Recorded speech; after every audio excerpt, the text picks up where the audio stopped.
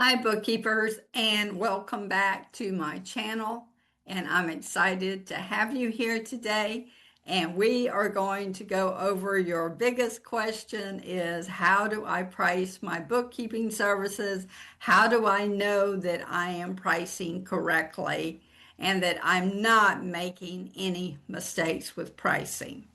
So today we're going to take a look at that, and I'm going to give you some tips and some ways to help you price your bookkeeping services great so that you have a great income for the time that you put into your bookkeeping business.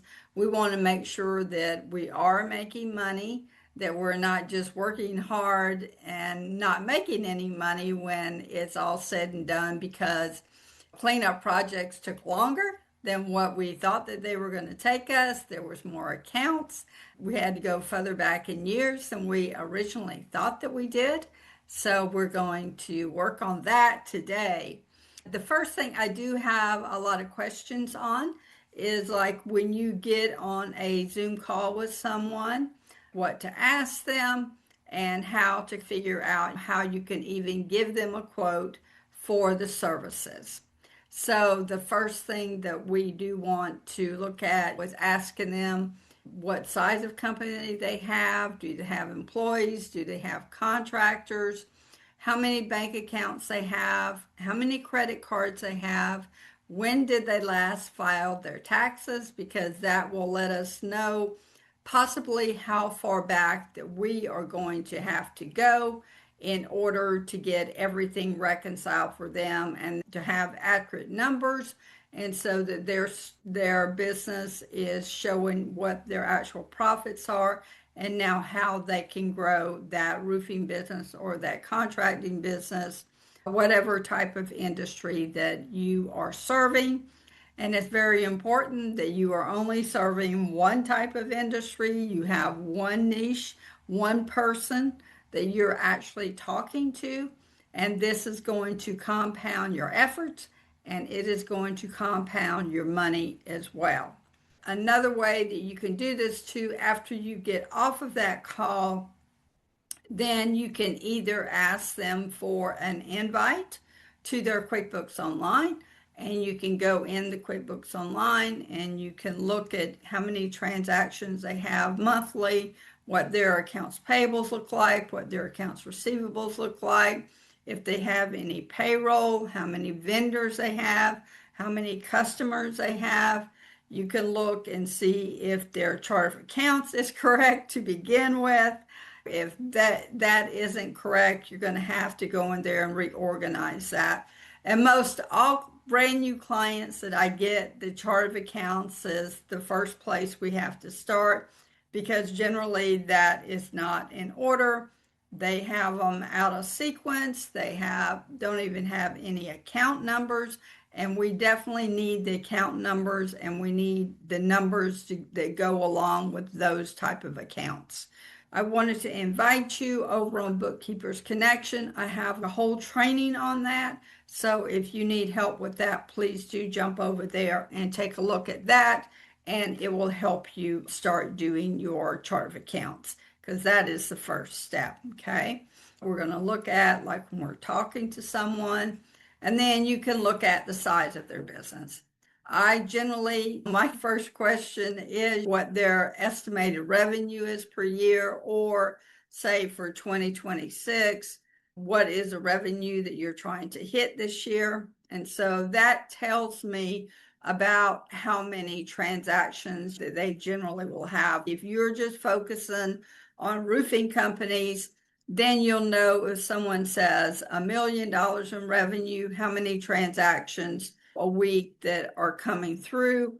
If they say 5 million, then you're going to 5x that of what that 1 million was of transactions. And typically for me, I find out if somebody's in the 1 million bracket, maybe they're having 25 to 50 transactions coming through. If they're at 5 million, it could be 100 transactions a week. And we work on their books every week. And so that's really important too, because when you're working on their books every week, you get to know their expenses, their incomes, their deposits, their loans, everything backwards and forwards. So this is extremely important that you do have on your calendar. B&C Roofing, every Tuesday from 1 to 5, I work on theirs, okay? So that's where you want to start with that. A business doing more revenue usually has more transactions, they have more bank accounts, they have more credit cards, they have more loans. And you will find that with roofing companies, you might have a lot of loans because you have money that they've borrowed, you've got equipment loans, they have a lot of trucks. So you're going to have a lot of loans with that too.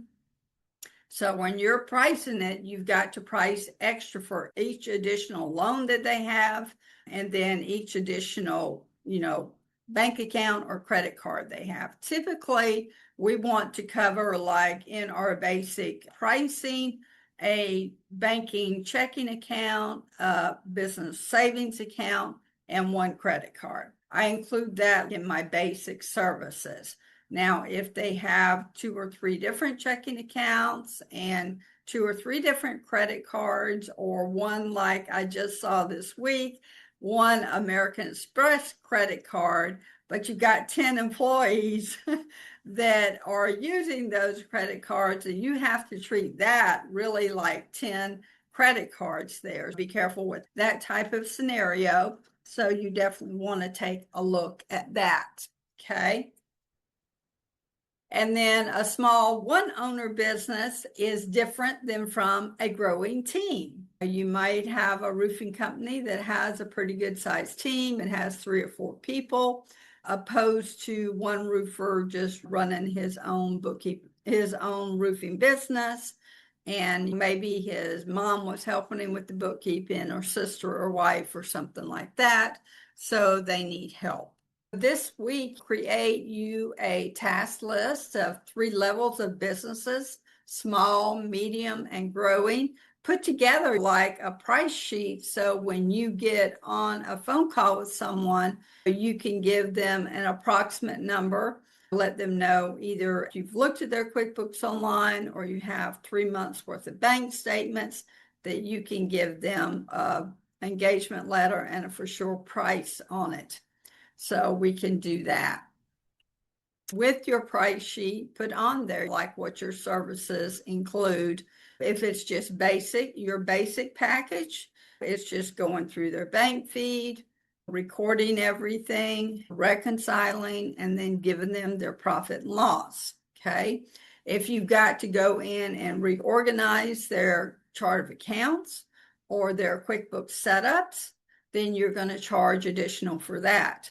If they have payroll, you're going to charge additional for that. If you have to take care of contractors, you're going to charge additional for that. If you have to go into websites to ABC and download all of the invoices that you need to get in QuickBooks for accounts payable, you're going to charge extra for those things.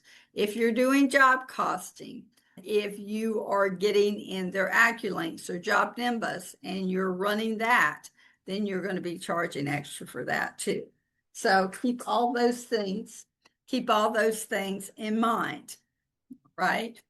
And then use monthly pricing when possible, even yearly pricing. I like yearly pricing. You give them a quote, it's going to be $12,000 for the year. It's $1,000 per month. You have your engagement letter, and then you have what all it includes. Then you have them sign that engagement letter. Now, instead of going from month to month, you have a year's contract.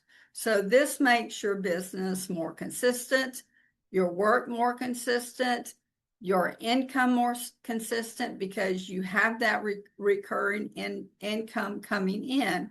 Because you could have a goal like you want to get 1 client per month. And I think that's a very good goal there, that you're constantly adding on. And maybe say when I hit 10 clients or 12 clients, then that's my stopping point. Because it's important too that you're able to deliver your services when you said that you would. When you finish the cleanup, when you said that you would. So if you're doing one big cleanup and then another one comes up where someone else wants you to do a cleanup, then you can say, yes, I can do the cleanup starting next month or whatever date, but in between, I'll just be updating your basic bookkeeping per month. And you want to always price the cleanup work on a separate engagement letter from your monthly recurring or your yearly bookkeeping plan for them. So those are two different quotes there. Even if, say, that you are doing a QuickBooks reorganization, then that would have a separate engagement letter for that. Organizational of QuickBooks or the QuickBooks setup, that is just like a one-time thing. And then you're going to keep up with it within your monthly bookkeeping. The cleanup, you're only going to do that one time as well. And if you priced it at $1,000 per month for your monthly recurring, then when you give them a price for a year for 2025, then you're going to give them a price of $12,000. So it's $1,000 times however many months that they are behind. Now you can always, as a goodwill and generosity, give them a 10% discount because you're doing the cleanup for a year, or a 20% discount, anything you want to do like that. And you can also charge it monthly. You're going to do that to help the client, but also take you out of any risk of not getting payment from a client at the same time. So you want as much upfront as you can. In a situation like that, you might say that, okay, it's $12,000. So I need $4,000 upfront, and then I'll divide the rest in some payments for you. So you can work out however you need to do that. But that is your monthly pricing when possible. Yearly pricing is the way to go with that. And then just bill one monthly package offer. So we have in Bookkeeping Business our offers. So just for you, I don't advertise any prices or any packages on a website or on a infographic, and I see this happen all the time. I'm not going to be doing that. I have the price sheet for me so that I know I can have it sitting in front of me when I'm speaking to a client. Even all of my coaching programs that I offer you, when I'm talking to you on the phone, then I can refer to that to let you the different options and the prices and things like that. So that's what you want to use your price sheet for. You don't want to use your price sheet to go put out in the internet world, because you have to get on the phone first off you don't even know what the price is, honestly. So you have to get on the phone with the person and find out their revenue, how many employees, contractors, and all of those questions before you can even make a suggestion to them of how I can help you. And then after you've answered for them, how can I help you? Then their question to you is, what would this cost be? So just let it go naturally into the conversation. So then you can let them know, based on the prices you have, your monthly, your yearly program, and then what your cleanup is, what is your QuickBooks organization, what that is. And you could be a bookkeeper that all you do is bookkeeping organization. There's nothing wrong with that. It's a very viable business as well. I mean, because for that, you could be charging $300 to $500 a month, not a month, but $300 to $500 for a project doing that, where you're continuously just cleaning up the organization and everything in QuickBooks. So sometimes even the cleanup, you may just do the cleanup, then they have some other bookkeeper or some other family member that's going to take on the bookkeeping from there. But this is how you use your price sheets, okay? And I see this misused like all the time. But until you get on Zoom and actually speaking to the client, you don't know what they're really having as challenges. They may tell you one thing, and as they're talking, you can see that's really not the thing that is they're having a challenge in their business with. It's another area. For instance, they could say, I don't know what my job profits are. But as you talk to them, they don't have a bookkeeper. You looked at their QuickBooks and the chart of accounts isn't correct. So really what they need first in order to see the job profits is for the chart of accounts to be cleaned up and organized so that it's readable, so it's understandable. So even someone who knows nothing about accounting, they actually can see on that profit and loss of what the business's story is, what is it telling them, what needs to be adjusted. So just think about all of these things. And talking about adding a buffer, because I know a lot of bookkeepers that they did a cleanup job or they're doing monthly service, but then they had this edition thing and that edition thing. You want to add a buffer of 15% to 20% on top of what you were going to quote them on it. That will keep any thing that you just out of generosity need to cover. Now, if they have more checking accounts or credit cards, I will come back to them and let them know, okay, it's going to be additional $100 a month for that second checking account or that second credit card. If 10 people are in that credit card company have cards with the credit card, then it might be additional $200. But whatever your price is that you're doing. And the thing is, as you're just starting or as you already have clients, look back at your clients. And that's what we do with six-figure income. When we meet one-on-one, I'm going to be going through you, let me know how many customers you have. And then we go through everything that you're charging them for and come up with your per hour rate that you're really getting paid, just so how much it is with the time that you spend on that account. And then that will help you, you need to double your price when you take a look at that.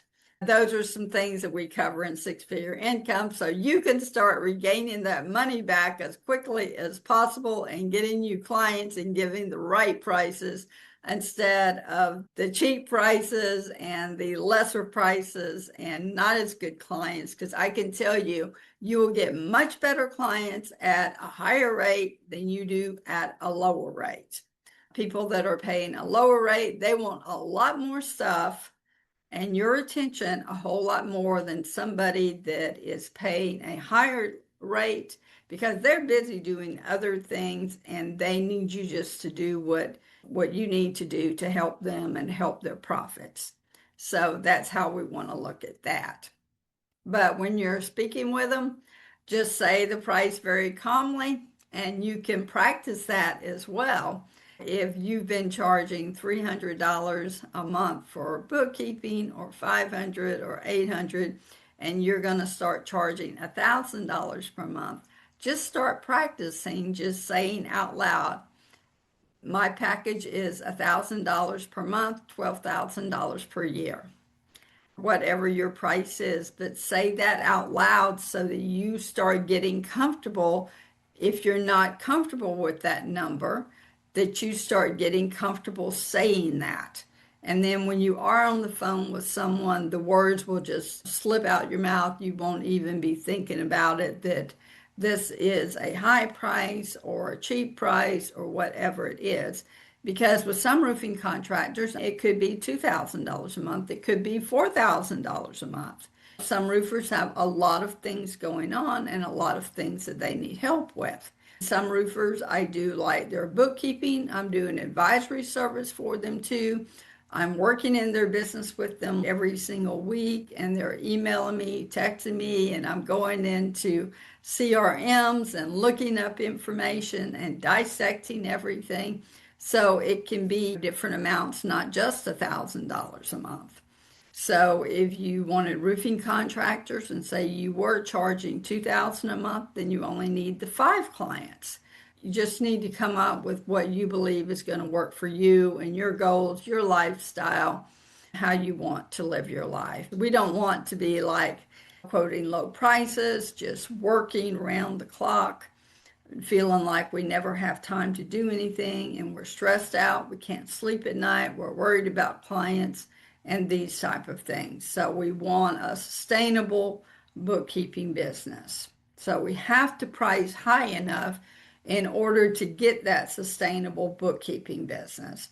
If you keep pricing at $300 a month, and which I see a lot of bookkeepers doing, you are constantly going to be on a roller coaster. You will not have time to do any marketing. You will not have any time to get new clients because you're too busy working that accounting. Having a bookkeeping business isn't just doing bookkeeping. It's not what it's about. Is you're building a business, you're building your legacy, you're building your future.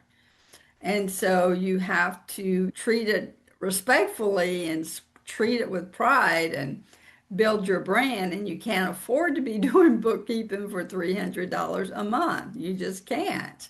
We have more expenses going on than that.